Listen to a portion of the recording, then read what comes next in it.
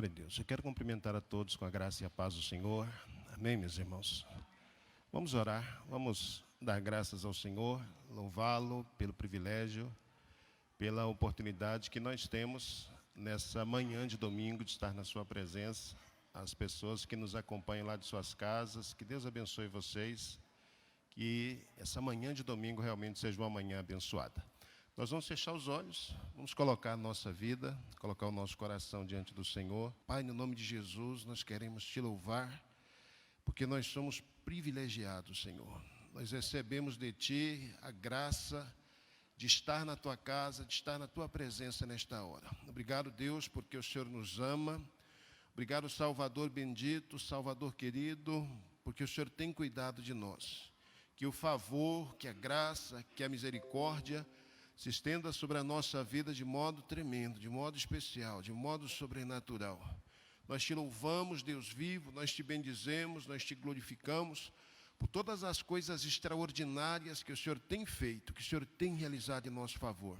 Que cada um dos que estão presentes nesta manhã, Senhor, possam ser visitados de forma tremenda, de forma sobrenatural. Que aqueles que nos acompanham neste momento de suas casas, Senhor, possam ser assistidos graciosamente, maravilhosamente. Deus vivo, nos ajude nesta manhã.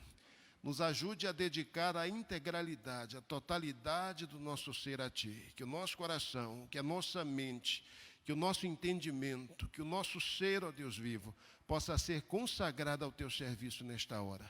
Te louvamos e bendizemos, Pai Santo. Suplicamos auxílio, suplicamos graça e misericórdia. Em nome de Jesus. Em nome de Jesus. Amém. Amém. Amém. Que Deus nos ajude, que Deus nos abençoe nessa manhã de uma maneira muito especial. Nós estamos dando sequência à nossa série de estudos através da Bíblia, livro por livro. Se você vem nos acompanhando nessa nova jornada, nessa nova etapa de estudos, nós estamos dedicando o nosso foco, a nossa atenção aos evangelhos. A última vez que estive com vocês, nós tratamos do último dos evangelhos, dos 3 evangelhos que foram apresentados aqui como evangelhos sinóticos. Então, a gente falou sobre Mateus, nós tratamos sobre Marcos. No último encontro, nós abordamos a leitura, a mensagem, o Evangelho de Lucas, né, o Evangelho segundo Lucas. E a proposta hoje é seguir adiante, através da Bíblia, livro por livro, trabalhando o 4º dos evangelhos, que é o Evangelho de João. Então, em Mateus, nós vimos a proposta do evangelista, que era anunciar o nascimento do rei. Em Marcos, nós vimos a proposta do evangelista, que era chamar a atenção daqueles que seguiam a Jesus e que passavam por provações e dificuldades, chamar a atenção dessas pessoas no sentido de que elas deveriam assumir um discipulado radical, deveriam estar dispostas a seguir a Jesus apesar de tudo, porque essa seria a marca de realmente eles terem se identificado com Cristo. No Evangelho de Lucas, nós conversamos e ouvimos do próprio Lucas, como intenção inicial, original, a proposta da salvação. Lucas é o evangelista que anuncia a salvação universal, que anuncia a salvação para todas as pessoas. Então, em Lucas, Jesus é apresentado na condição de o Salvador e o Salvador da humanidade. E agora a gente vai pensar um novo evangelho, o Evangelho de João. Apesar de serem 4, os 3, eles são primeiramente estudados à parte, de modo separado, por causa do foco que eles têm, apesar de cada um ter um objetivo específico, cada um ter um destinatário específico, eles seguem o mesmo rumo, eles seguem o mesmo padrão, eles contam parte da vida de Jesus, eles contam parte dos ensinos de Jesus, dos milagres de Jesus, com a finalidade de apresentá-lo. E à medida que nós formos refletindo a respeito desse 4º evangelho, que é o Evangelho de João, nós vamos perceber que João destoa à medida que ele também anuncia a sua boa nova, que ele também anuncia o seu evangelho. Nós vamos perceber que ele vai destoar dos outros 3, porque ele não segue o mesmo padrão que os outros 3 evangelistas seguiram. Então, João tem um padrão distinto, tem um padrão diferente, tem uma proposta diferente quando escreve o seu evangelho, tem um público diferente, para quem ele vai enviar essa boa notícia, essa boa nova a respeito de Jesus. E por causa disso, então, a gente vai perceber que o registro que ele traz, ele tem algumas peculiaridades. Quando a gente vê aí o Evangelho segundo João, geralmente é assim que aparece nas nossas Bíblias, aquilo que a gente diz a respeito de Mateus, de Marcos e de Lucas também se aplica a João. Apesar de nas nossas Bíblias aparecerem aí no cabeçalho que esse Evangelho é o Evangelho segundo João, de João estar identificado aí no cabeçalho das nossas Bíblias, no texto original a gente não tem a assinatura de João, não tem o nome de João aparecendo como sendo o autor desse livro. Então, como Mateus, Marcos e Lucas, a gente não tinha lá o registro dessas pessoas no texto sagrado como sendo os autores, mas nós conversamos a respeito e falamos do valor, da importância, da tradição das primeiras comunidades cristãs que atribuíram a essas pessoas a autoria daqueles evangelhos. No caso de João, a gente tem a mesma coisa. Apesar de no livro a gente não encontrar o nome dele como autor, e uma peculiaridade interessante é que no livro inteiro de João, você não encontra o nome dele. Ele não coloca em lugar nenhum do livro, durante os muitos relatos que ele faz, diferente de outros evangelistas, em lugar nenhum ele registra o seu nome. Então, apesar de nós não encontrarmos no Evangelho de João o registro dizendo que ele foi o autor, o escritor, novamente a gente tem o auxílio da tradição cristã, das primeiras comunidades cristãs, dos primeiros testemunhos cristãos, final do primeiro século, século 2, 3, 4, 5, 10. Então, durante a história da igreja, e a igreja cristã, ela é uma igreja que tem uma história milenar, nós temos quase 2.000 anos de história, e nesses 2.000 anos de história, pessoas tiveram comunhão com Deus, pessoas tiveram contato com Jesus, pessoas conheceram a Jesus, conheceram diretamente, como é o caso do testemunho dos evangelistas, conheceram a partir dos testemunhos de pessoas que conheceram a Jesus, e fato é que esses 2.000 anos de existência da igreja são 2.000 anos de história de fato. Então, a gente tem, durante toda essa caminhada, registros históricos que vão, de alguma forma, trazendo luz, clareza, em relação a uma série de verdades, e quando se fala da autoria do Evangelho de João, isso também é verdade. Então, a gente tem, desde as primeiras comunidades cristãs, comunidades que receberam esse Evangelho como mensagem para elas, nós temos o testemunho de que João, um dos discípulos de Jesus, João, chamado ou conhecido nos Evangelhos como filho de Zebedeu, João, irmão de Tiago, João e Tiago, são dois personagens importantes entre os discípulos de Jesus. Foram discípulos, junto com Pedro, que fizeram parte de uma espécie de círculo íntimo do ministério de Jesus. Então, Jesus tinha 12 discípulos em quem ele confiava, e dos 12, 3 deles, que era Pedro, Tiago e João, no barquinho, né? Você já deve ter lembrado da música. Esses 3 personagens, eles faziam parte de um círculo mais íntimo ainda, quando Jesus tinha alguma coisa assim muito especial para tratar. Geralmente, se os 12 não cabiam ali na conversa, esses 3 eram aqueles ou com quem Jesus tinha ali alguns diálogos mais profundos ou trazia alguma luz. Então, esse João é o chamado filho de Zebedeu, é um dos discípulos de Jesus, os primeiros discípulos de Jesus. Quando a gente faz a leitura do Evangelho, nós vamos perceber esse discípulo se apresentando, não como sendo João, não com o nome dele, mas uma das características que nós vamos encontrar na leitura do Evangelho é que ele vai se apresentar ou vai se colocar na condição de o discípulo amado. Esse vai ser um termo, ou essa vai ser uma expressão que por diversas vezes nós vamos encontrar no Evangelho. A gente tem, por exemplo, João 19:35, 21:24, 13:23, 19:26, o capítulo 20 do Evangelho de João. Então, em diversos lugares aqui no Evangelho, nós vamos ver o escritor, o autor, dizendo-se testemunha ocular das coisas que ele está anunciando. Por exemplo, no Evangelho de João, capítulo 19, versículo 35, é o momento em que Jesus é crucificado e alguém vai feri-lo, fura lá o seu lado para saber se ele realmente havia morrido, porque é hora de tirar os mortos da cruz. E é dito que o centurião fura e sai água e sangue e tal, e a pessoa, o testemunho, que vê aquilo ali, que depois registra, é exatamente esse discípulo amado. Ele está ali, ele vê o centurião fazendo isso, ele vê o centurião testemunhando que Cristo realmente havia morrido, e ele dá testemunho na condição de discípulo amado, que ele foi uma das pessoas que viu, foi uma das pessoas que foi testemunha ocular.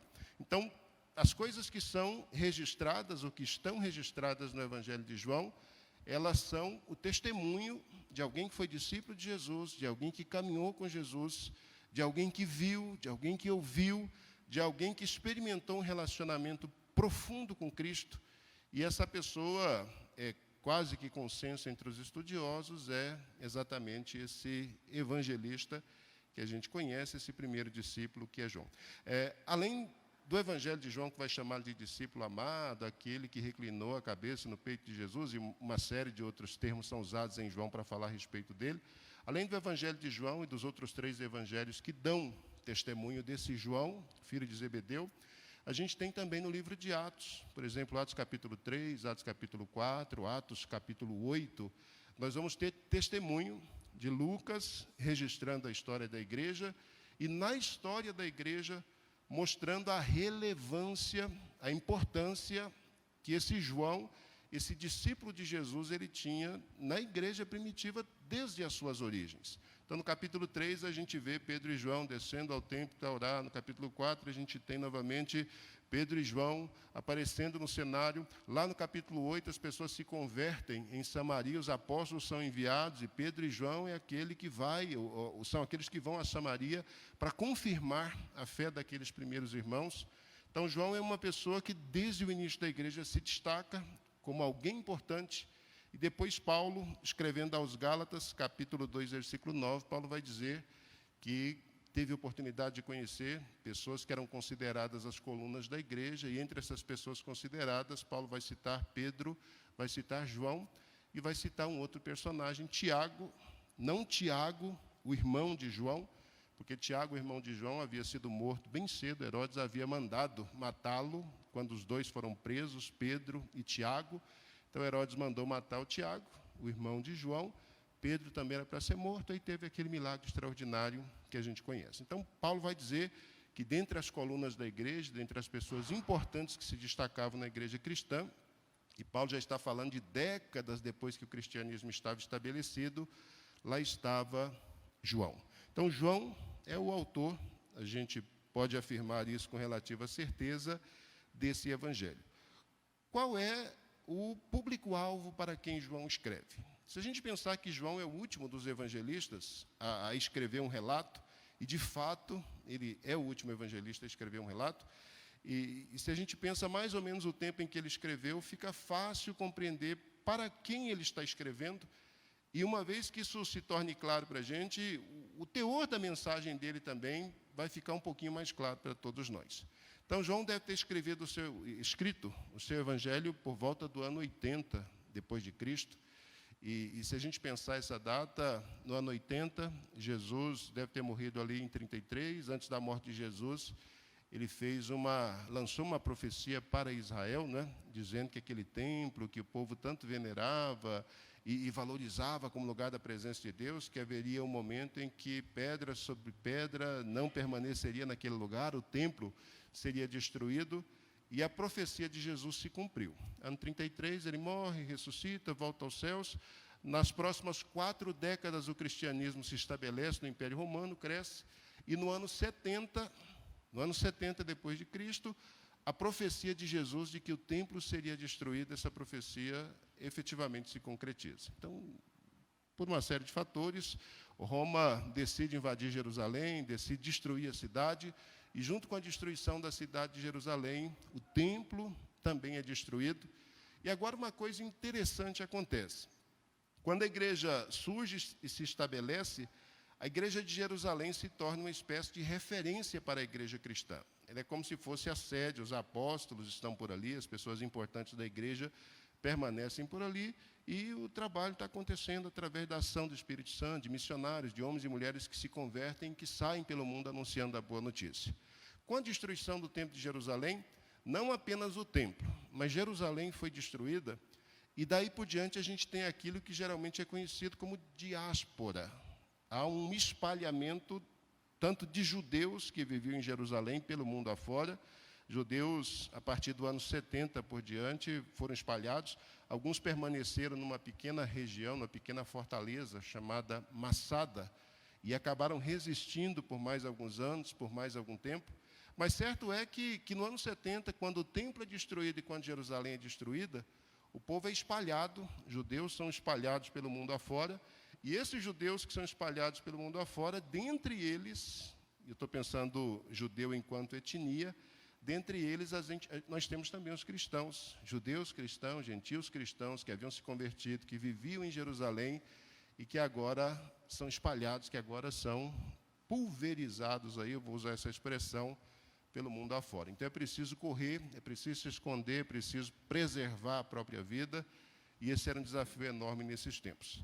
Se João escreve, preste atenção porque isso é importante, se João escreve ali pelos anos 80, quando Jerusalém não existe mais, quando o templo já não existe mais, quando cristãos estão espalhados pelo mundo, já não existe mais uma sede, eu vou usar essa expressão aqui, uma sede administrativa da igreja, como existia em Jerusalém até esse período da diáspora, se já não existe mais um lugar que pode ser considerado o foco, o centro a partir do qual a igreja cristã se irradia, então a gente percebe que, ao escrever o seu evangelho, ao registrar o seu evangelho, João não tem um foco específico.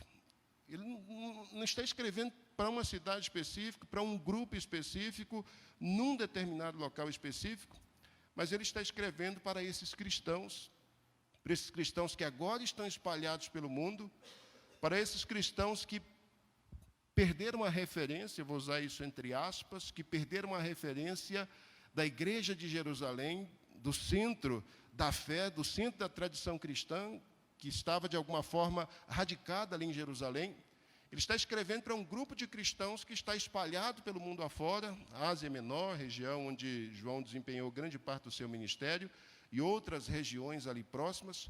Então, o objetivo de João ao escrever o seu evangelho, o público-alvo para quem João escreve o registro do seu evangelho, são cristãos, mas são cristãos pós-Jerusalém, são cristãos pós-templo, são cristãos que agora estão espalhados pelo mundo afora. E por que isso é importante a gente pensar? Quando nós avaliamos os três primeiros evangelhos, Mateus, Marcos e Lucas, a gente observa que tem uma certa estrutura.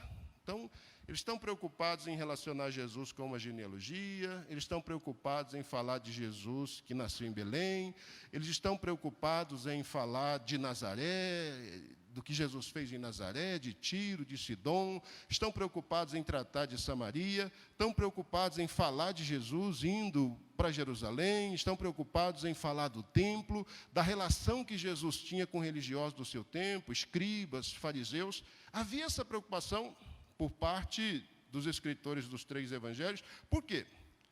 Porque os três primeiros evangelhos eles foram escritos antes da destruição do templo de Jerusalém, antes do ano 70. Os três primeiros evangelhos eles são escritos num tempo, num momento, em que essas informações, em que essas coisas, elas ainda são relevantes.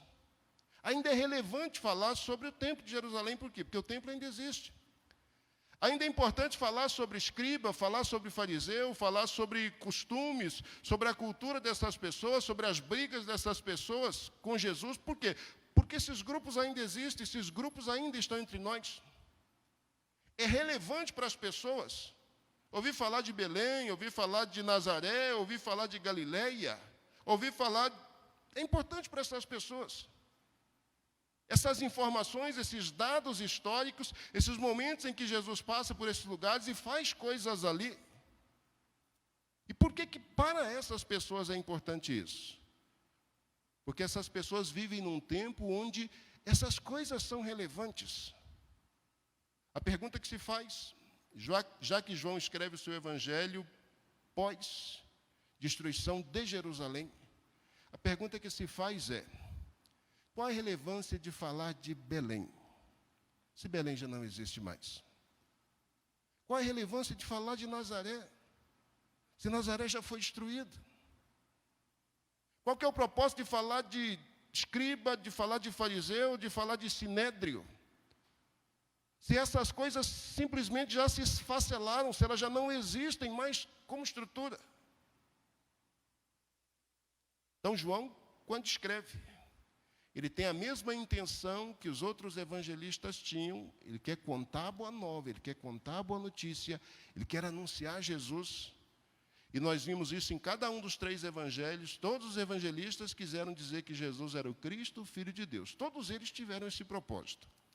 Mas cada um enfatizava um elemento. Jesus é o Cristo, Filho de Deus, Mateus disse, mas ele é rei.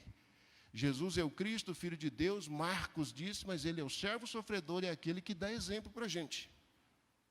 Jesus é o Cristo, o Filho de Deus, Lucas disse isso, mas disse, ele é o Salvador. Então, todos eles criam, todos eles tinham o mesmo propósito, ele é o Cristo, ele é o Filho de Deus. Mas cada um, dependendo do seu público, enfatizava um elemento importante. E agora a gente vê em João, pós-cativeiro babilônico, não, porque o cativeiro babilônico, depois da destruição do Templo de Jerusalém, babilônico, entre aspas, ele não foi babilônico, mas ele durou muito, né? Do ano 70 depois de Cristo até 14 de maio de 1948. Então, do ano 70 depois de Cristo até 14 de maio de 1948, o povo de Israel viveu na dispersão, o povo de Israel viveu na diáspora. Então, aquela profecia de Jesus foi dura, não é? Quando Pilatos tinha ele lá diante do povo e disse, esse homem é justo e tal, o que vocês querem que a gente faça com ele? Crucifica, mas como que eu vou crucificar uma pessoa que é justa? E aí os judeus arrogaram para si maldição. Se esse homem for justo, que o sangue dele caia sobre nós e sobre os nossos filhos. E essa foi a pior desgraça, eu vou usar essa expressão aqui, que os judeus arrogaram para si. Porque, por causa dessa palavra, e não necessariamente por causa da palavra, mas da atitude deles de rejeição a Jesus, do ano 70 depois de Cristo até 1948, esse pessoal viveu essa situação de diáspora, e só de 14 de maio de 1948 por diante é que Jerusalém se tornou novamente uma cidade, que Israel se tornou novamente um Estado reconhecido, e daí por diante se tornou a potência que ele é hoje. Por que eu estou comentando todas essas coisas se o nosso foco é o Evangelho de João? Para mostrar para vocês como a estrutura de João é uma estrutura diferente. Se você prestar atenção na maneira com que ele registra o seu Evangelho, por exemplo, o capítulo 1, versículos de 1 a 18, que é considerado aí como o prólogo, a introdução, é o momento inicial em que João quer apresentar a proposta a partir da qual ele vai desenvolver todo o seu discurso. Nesse primeiro momento, nesse primeiro bloco aí, a gente tem uma síntese, eu tenho um resumo, daquilo que João vai fazer durante todo o seu discurso, enquanto ele estiver dialogando, enquanto ele estiver conversando a respeito da salvação, a respeito das boas novas para as pessoas a quem ele quer entregar a sua mensagem. Então, o capítulo 1, dos versos 1 a 18, a gente tem essa proposta, é um prólogo, é uma introdução de toda a mensagem. Depois do versículo 19 até o capítulo 4, versículo 54, 1:19 até 4:54, do Evangelho de João, a gente tem o registro do primeiro ano do ministério de Jesus. Então, diferente dos outros que vão contar nascimento, que vão se preocupar em detalhar momentos ou situações, a gente vai perceber no Evangelho de João que o foco dele, inclusive a gente tem essa noção, essa ideia de que o ministério de Jesus deve ter durado 3 anos ou 3 anos e meio, por causa do registro de João, por causa do registro dele. Então, os primeiros 4 capítulos vão falar do primeiro ano do ministério de Jesus. O capítulo 5 vai tratar do segundo ano do ministério de Jesus, da popularidade que ele tinha nesse período, nessa época. O capítulo 6 até o capítulo 12 vai tratar do terceiro ano do ministério de Jesus e das fortes rejeições que ele sofre. Quando a gente vai para o capítulo 13 até o capítulo 19, olha só, capítulo 13 e capítulo 19, a gente tem um registro das últimas semanas de Jesus em Jerusalém. E os capítulos 20 e 21 vão falar dos 40 dias pós-ressurreição que ele viveu entre nós. Então, olha como a estrutura é diferente. Não há preocupação com genealogia, não há preocupação com batismo, com tentação, com bem-aventuranças, não há preocupação com essas coisas. O foco que João tem é o ministério de Jesus. E qual é o objetivo dele? O que ele pretende quando ele trata desses 3 anos do ministério de Jesus, focando a atenção e chamando a atenção para Jerusalém? O objetivo, ele próprio é quem declara, ele próprio é quem diz para a gente. Eu quero convidar você a ler isso comigo, aí no Evangelho, no capítulo 20, no versículo de número 30, a gente tem o próprio João dizendo qual é o objetivo dele. Quando 30 e 31, capítulo 20 do Evangelho de João, versículos 30 e 31, ele vai dizer para a gente qual o objetivo. Por que é que ele está escrevendo esse evangelho, esse registro? Ele diz no verso 30, Jesus, pois, operou também em presença de seus discípulos muitos outros sinais que não estão escritos neste livro.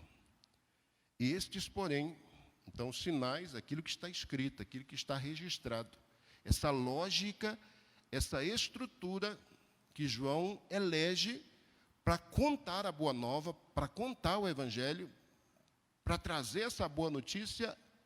João está dizendo, estes sinais, aquilo que eu registrei, porém foram escritos.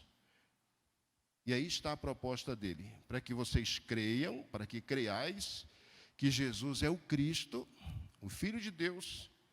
Todos os evangelhos tinham essa mesma proposta, para que vocês creiam que Jesus é o Cristo, o Filho de Deus. Mas aqui João traz algo que os outros evangelistas em momento nenhum declararam. A minha proposta é que vocês acreditem que Jesus é o Filho de Deus. Então a proposta é, acreditem em Jesus. E aí João continua, e para que crendo tenhais vida em seu nome. Vocês primeiro vão crer que Jesus é o Cristo, o Filho de Deus, então crer em Jesus, e agora vocês precisam crer que Jesus. Crer em Jesus e acreditar nele. Crer que Jesus significa dizer, acreditar que ele é capaz de fazer aquilo que ele disse, que é capaz de fazer. Essa é a proposta de João. A minha proposta é levar vocês a acreditarem que Jesus é o Filho de Deus, acreditarem em Jesus, mas a acreditarem que Jesus pode fazer aquilo que ele diz que pode fazer, que é dar vida eterna a vocês. Para que vocês creiam que Jesus é o Filho de Deus, e uma vez que vocês acreditem nisso, vocês possam usufruir, possam gozar da vida. Essa é a proposta, esse é o objetivo. Vocês tenham vida em meu nome. É isso que João efetivamente pretende fazer. E olha que coisa interessante, né? Esse João que organiza o seu evangelho diferente da estrutura que os outros evangelistas utilizam. Esse João que tem um plus, que tem algo a mais a dizer, além daquilo que os outros já disseram. Esse João escreve para um público que está sem referência. É um pessoal que está espalhado pelo mundo. É um pessoal que enfrenta desafios, é um pessoal que enfrenta dificuldades, é um pessoal que, de alguma maneira, de alguma forma, precisa consolidar a fé que tem, precisa permanecer firme naquilo que já creu. E aí João, de forma magistral, ele vem para mostrar através do seu evangelho que na vida e que no ministério de Jesus de Nazaré a glória de Deus foi revelada, e foi revelada da forma mais plena, mais absoluta, mais extraordinária que ela já tenha se manifestado. Eu vou usar essa expressão porque em diferentes momentos a gente vê essa glória se manifestando. Então é isso que João quer. João está escrevendo para crente que está, e judeus estão espalhados, e crentes estão também, não é? Cristãos também de Jerusalém, está escrevendo para essas pessoas e dizendo para elas, olha, a minha proposta é ajudar vocês a entenderem. Vocês já creram que Jesus é o Cristo, vocês já creram que Jesus é o Filho de Deus, e obviamente que vocês tiveram vida, não é? Vocês receberam nova vida nisso, mas eu quero ajudar vocês a entenderem, eu quero ajudar vocês a compreenderem com clareza o que significa isso. O que significa acreditar em Jesus. O que significa receber vida através da fé em Cristo Jesus. E para vocês entenderem isso com clareza, vocês vão precisar, de fato, entender quem foi Jesus e o que efetivamente Jesus fez. Agora a gente vai para o capítulo 1 do Evangelho de João, porque é aqui que eu quero começar a minha conversa, a minha fala com vocês. A gente vai ler o prólogo, o capítulo 1, versículos 1 a 18, e vai tecer todo o tipo de comentário que tivermos que tecer a partir do prólogo, porque daí por diante você já teve uma prévia daquilo que a gente vai encontrar no Evangelho de João. É interessante, João fala de sinais, e num dado momento ele vai dizer, lá no capítulo 21 e 22, que Jesus fez muitos outros sinais, outros milagres, né? E se todos os sinais que Jesus fez tivessem sido registrados, os livros do mundo todo não caberiam. E é interessante a gente ouvir João dizer essas coisas, porque ele registra alguns milagres que Jesus fez que outros evangelistas não registraram. Por exemplo, qual é o evangelista que registra que Jesus transformou a água em vinho? Aonde a gente encontra isso? Em Mateus, em Marcos, em Lucas, que diz que Jesus transformou a água em vinho? Ninguém. Só João registra isso. Ah, pastor, é porque isso não era uma coisa relevante. Era relevante. João disse que esse foi o primeiro sinal de Jesus e que o ministério dele com sinais começa exatamente a partir daí. Então, esse foi um elemento relevante, importante. Mas por que os outros não registraram? Eu já disse, cada um, quando escreve uma síntese do Evangelho da Boa Nova, ele tem um objetivo, ele tem um propósito. João quer mostrar que Jesus é o Filho de Deus, que Jesus é o próprio Deus, ele vai deixar isso claro, particularmente nos primeiros versículos, ou nesse prólogo aí do capítulo 1. E para isso ele já mostra Jesus fazendo algo extraordinário, transformando água em vinho. Milagres, transformações, sinais extraordinários vão aparecer no registro. A gente tem um outro sinal importante a respeito de Jesus relacionado com a vida. Em água para vinho, a gente tem o poder que ele tem de transformar a natureza, não é? A água tem uma natureza, o vinho tem uma outra natureza, e a gente percebe o poder que o Filho de Deus tem de transformar naturezas. Isso vai ser importante porque, como a gente ouviu na última escola, capítulo 3 de João, o diálogo de Jesus com Nicodemos, João é a pessoa que vai apresentar para a gente, e é só em João que esse diálogo entre Jesus e o doutor da lei acontece, esse conceito de novo nascimento, transformação radical de natureza. Então, por que para João falar de água que se transforma em vinho é relevante? Porque eu estou falando de transformações de natureza, e a proposta aqui é mostrar que o Filho de Deus, quando ele dá vida, essa foi a proposta encontrada lá no finalzinho, quando ele dá vida, ele faz isso, ele transforma a natureza. A gente tem um outro sinal que evangelista nenhum registra, que é a ressurreição de Lázaro. Qual dos outros 3 evangelistas disseram que o Lázaro morreu e ficou 3 dias e depois ressuscitou? Só João. Os outros falaram de tantos sinais, né? Os outros registraram tantas pessoas que morreram e ressurreições que Jesus realizou. Mas só João fala de Lázaro, da morte de Lázaro e da ressurreição de Lázaro. E por que ele faz isso? Porque se o objetivo é levar você a crer em Jesus, é levar você a entender que uma vez que você crê em Jesus, você recebe vida. Não é esse o ensino que Jesus traz lá no contexto da morte de Lázaro? Se você acreditar em mim, ainda que você estiver morto, vai viver. E se você estiver morto e crer em mim, a morte para sempre, ela nunca vai ser uma realidade na sua vida. Por que para João é importante, é relevante isso?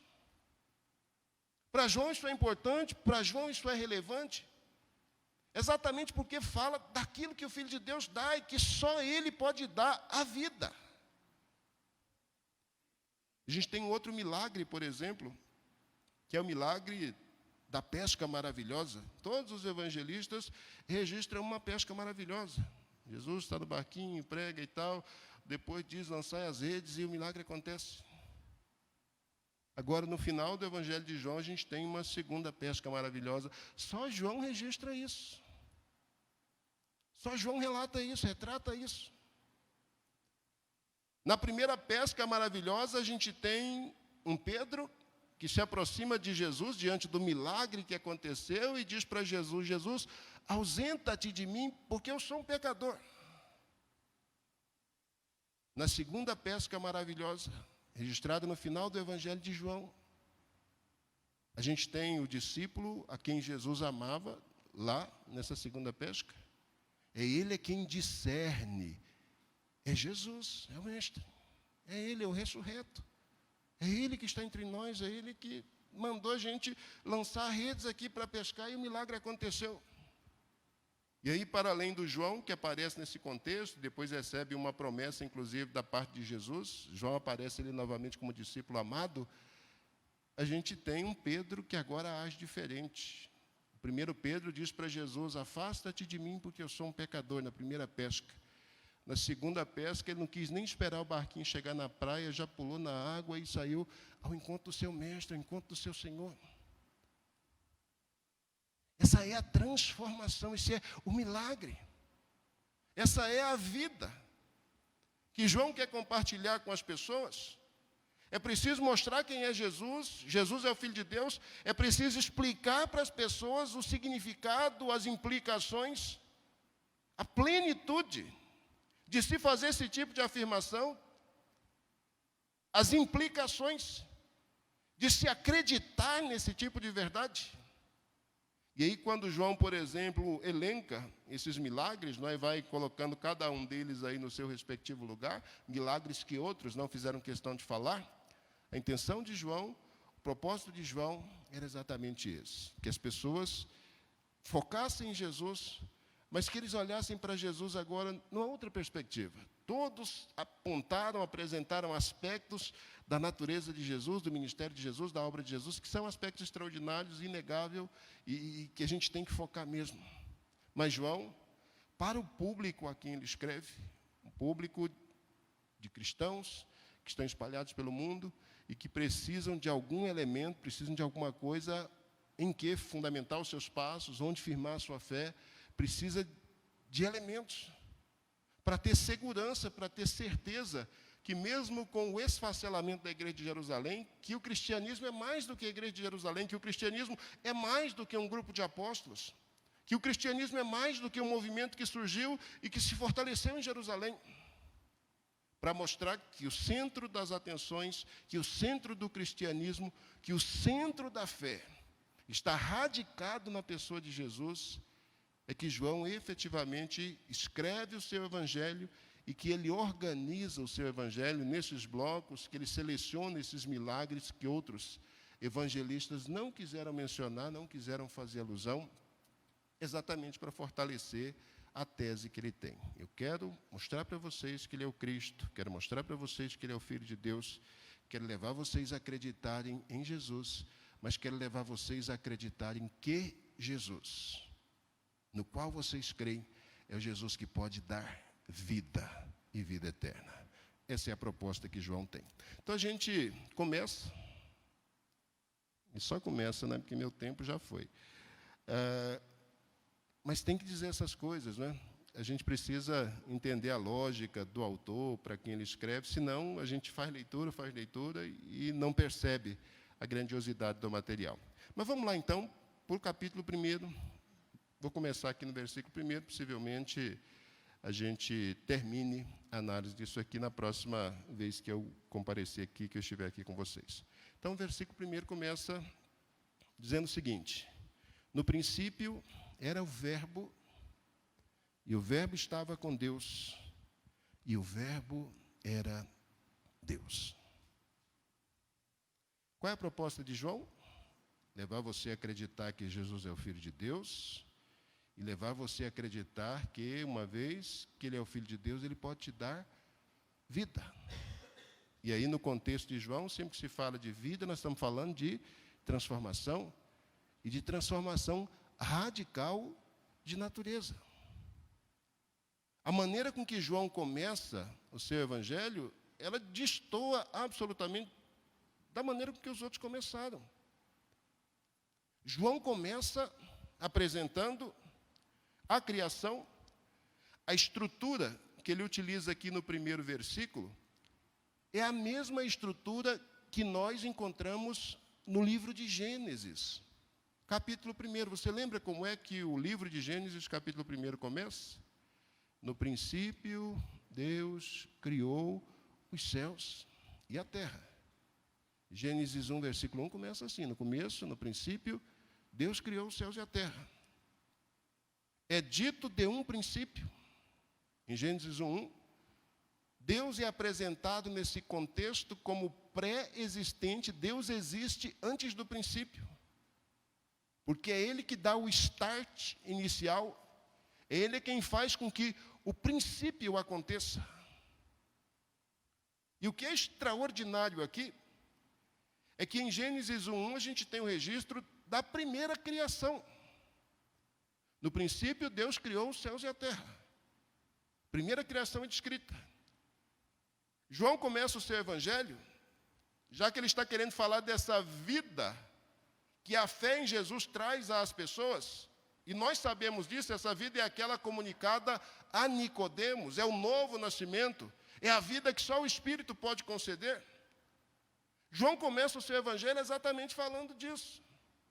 Falando do princípio, falando do começo, mas do princípio do começo dessa nova criação. Essa transformação de água em vinho. Essa transformação radical da natureza que faz com que a pessoa não seja simplesmente nascido da carne e da vontade do varão, mas que seja nascido de Deus. Dessa transformação radical que faz com que aquele que crê em Jesus, ainda que esteja morto, ele permanece vivo para sempre. E Gênesis 1 e o capítulo inteiro começa a falar sobre a primeira criação. O João, capítulo 1, todo o prólogo dele começa a falar, e não só começa, mas desenvolve aqui toda essa ideia, todo esse raciocínio dessa segunda criação. Dessa obra extraordinária que Deus realiza através de Jesus. Então ele começa aqui com no princípio. E aí ele faz uma afirmação. No princípio era o verbo. Talvez na sua Bíblia esteja a palavra ou alguma coisa nesse sentido. Esse termo, essa expressão, é um termo que não se traduz, logos, no grego, não se traduz com facilidade, né? Porque logos pode significar muita coisa, pode significar pensamento, pode significar razão, pode significar um raciocínio lógico, pode significar a própria palavra. E, nesse caso aqui em particular, o autor, né, a pessoa que fez a tradução, preferiu manter verbo. Geralmente a gente encontra esse termo, essa expressão, por causa da dificuldade de se traduzir esse verbo. Na perspectiva grega, e particularmente na filosofia grega, o Novo Testamento foi escrito em grego, então a expressão logos, de onde se traduz verbo para português aqui, é uma expressão grega. Na filosofia, na tradição grega, 200, 300, 400 anos antes de Jesus, na época de Sócrates, Platão, Aristóteles, os gregos já tinham uma ideia a respeito do logos, não esse logos que João apresenta aqui, mas eles tinham a ideia de que o logos seria o originador de todas as coisas, de que esse logos seria aquilo que sustenta todas as coisas, de que o logos seria aquilo que dá ao ser humano essa condição, essa característica que o distingue de outros seres, que dá ao ser humano a competência da razão, que dá ao ser humano a percepção da sua própria existência. Então, na perspectiva dos gregos, 3, 4 séculos antes de Jesus, eles já tinham essa ideia de que esse logos, e é o pensamento grego, de que ele seria a fonte originária de todas as coisas. Ninguém sabia o que era esse negócio, o que era essa fonte originária de todas as coisas, mas eles supunham que, como o que existe deve ter tido uma causa, então o logos ele seria a causa primária disso. O Novo Testamento foi escrito em grego. João foi escrito em grego. Então, aparece o termo logos. Mas a gente precisa entender uma coisa. João não era grego. João era judeu. Filho de Zebedeu, João, Tiago, filho de Zebedeu. Ele é judeu. Na condição de judeu, a cosmovisão, a maneira de João enxergar o mundo, de João enxergar a realidade, não é a maneira com que um grego enxerga o mundo, enxerga a realidade. É a maneira com que um judeu enxerga o mundo, enxerga a realidade. Então, o pensamento de João, quando ele diz aqui no princípio era o verbo, e aí algumas pessoas vão até dizer que o Novo Testamento ele é uma edição, particularmente aqui o Evangelho de João, revista e piorada da filosofia platônica. É isso que é o Novo Testamento, uma edição revista e piorada da filosofia, porque o cara lá, o evangelista, leu Platão e aí quis cristianizar o Platão, quis dizer que Platão já estava falando sobre Jesus, então misturou platonismo com cristianismo e virou essa meleca que a gente encontra aqui no Evangelho de João. Ingenuidade de quem diz essas coisas. Ingenuidade. Palavras, elas precisam ser entendidas nos seus respectivos contextos. Se o grego, na época de Jesus e depois da época de Jesus, na época dos discípulos, ele era uma espécie de inglês no nosso tempo. Era a segunda língua mais falada, particularmente o grego koineu, o grego comum. Se o grego era a segunda língua mais falada, todo mundo sabia pelo menos a língua pátria dele, grego, para poder se comunicar com o mundo do seu tempo. Então é óbvio que eu vou ter que usar os termos ou as expressões da língua grega. Agora, o sentido ou o significado que esses termos ou essas expressões têm, ele vai ser diferente dependendo de quem usa. Se é um filósofo grego que fala logos, imediatamente eu preciso associar. O filósofo grego está falando de logos, o filósofo grego é grego. É claro, se é filósofo grego, mas por que eu estou dizendo isso? O filósofo grego é grego.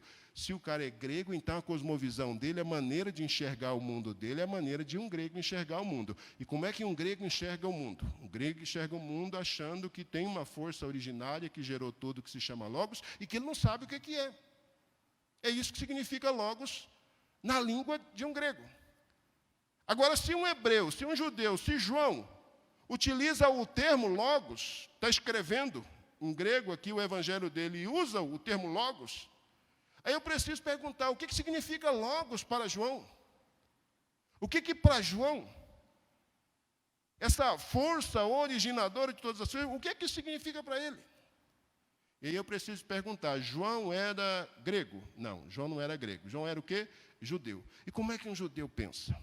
Um judeu pensa como Gênesis 1:1 diz, que no começo Deus de Abraão, Deus de Isaac, Deus de Jacó, Deus que se revelou a eles, o Deus pessoal, o Deus que os elegeu.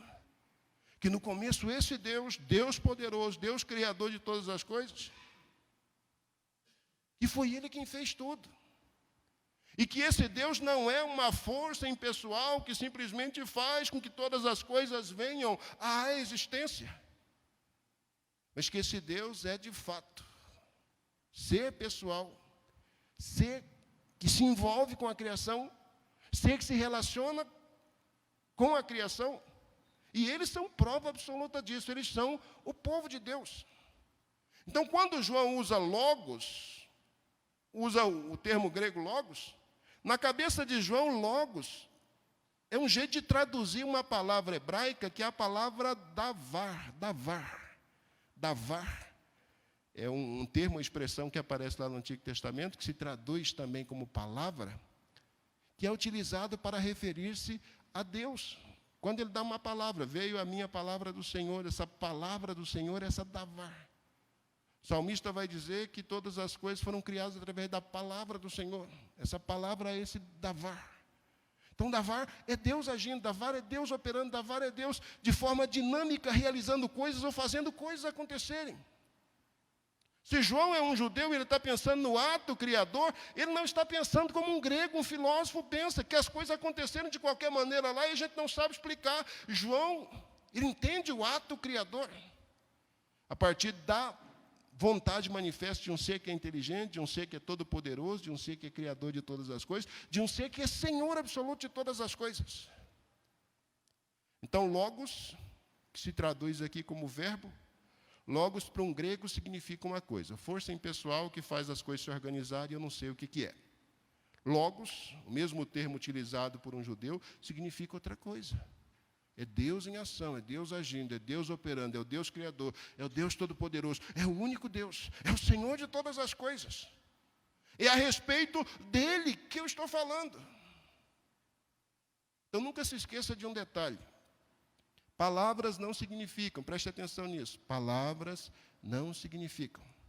Pessoas é que dão significados às palavras. Palavra sozinha não significa. Quer uma prova disso? Olha no nosso português. Hoje, eu não sei como é que as pessoas interpretariam isso, mas você imagina algum tempo atrás, você encontra uma moça, e aí você diz assim para um outro, olha que rapariga bonita. O que isso soaria nos ouvidos de quem escutou esse comentário? A pessoa ia olhar e ia dizer, mas que comentário desrespeitoso com a menina. A mocinha tão arrumadinha, ajeitadinha, esse cara tem coragem de olhar para a menina que ele nem conhece e dar esse palavrão para ela e chamar essa menina de rapariga. Isso era um termo que tinha uma conotação extremamente pejorativa no Brasil. Mas em Portugal, o cara olha para a menina e diz, olha que rapariga bonita, e o outro entende. Ele fala, está falando da moça, rapariga é uma moça, é uma menina. Mas é a mesma palavra, é a mesma palavra. Mas por que o brasileiro olha e entende isso como algo pejorativo, e o português olha e entende isso como algo absolutamente normal? É porque palavra sozinha não significa, gente.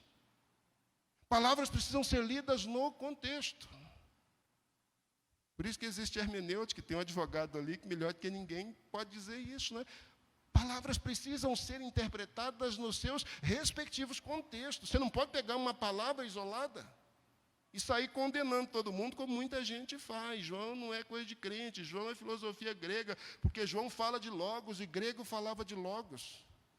Mas o que João fala de logos? É a mesma coisa que Platão dizia? Não. Ele só está usando uma palavra, um termo, uma expressão. Quando eu busco entender o que é que João quer dizer, eu preciso não apenas ler a palavra que ele está utilizando, mas eu preciso me perguntar, qual que é a cosmovisão que essa pessoa tem? Como é que essa pessoa enxerga o mundo?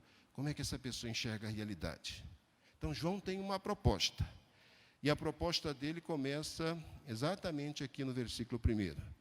Ele começa dizendo no começo, no princípio, ou a gente poderia transliterar isso aqui de uma outra maneira, antes que houvesse um começo, antes que houvesse um princípio, era o verbo.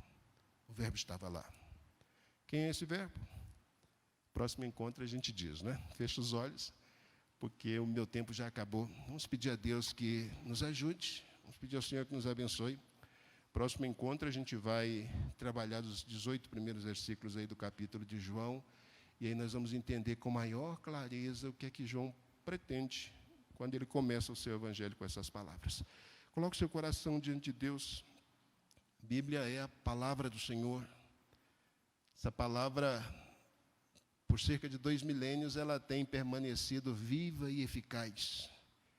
Por cerca de 2 milênios, ela tem anunciado que Jesus é o Filho de Deus e tem anunciado que todo aquele que crê em Jesus como Filho de Deus tem vida. E se você creu, e eu sei que você creu, em Jesus na condição de Filho de Deus, então isso é uma realidade. Você tem vida, você tem a vida eterna. Querido Deus, eu sou grato.